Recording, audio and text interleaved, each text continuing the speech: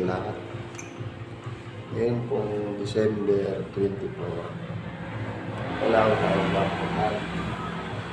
So, Merry Christmas din po sa ating lahat. At pakitignan nyo yung mga update natin. Para hindi sayang ang inyong mga punta, lalo na sa mga malalayong lugar. So,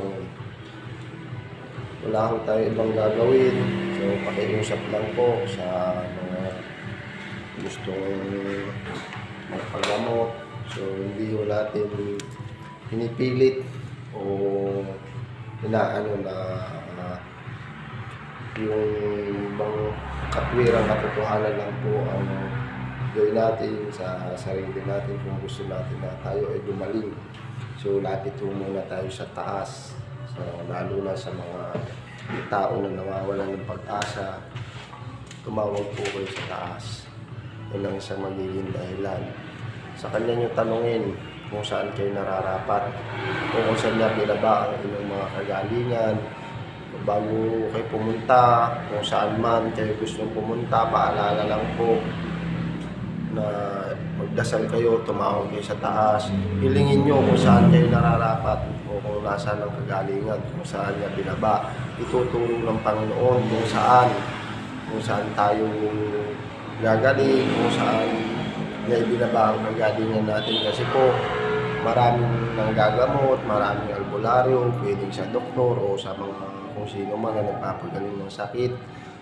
Paalala lang po, ulitin ko, tumawag kayo sa Kanya. At ang Diyos po natin ay marunong sumagot. Alam niya kung saan niya tayo idadala. So kung patay ang pananampalataya natin at gusto natin gagaling tayo kaagad, tsaka lang tayo naniniwala sa Kanya pag may sakit na tayo. So hindi ko dapat ganoon. Unang-una, ipauna natin lahat sa Kanya. Ang ating buhay, ang sarili, kalusugan, pamilya.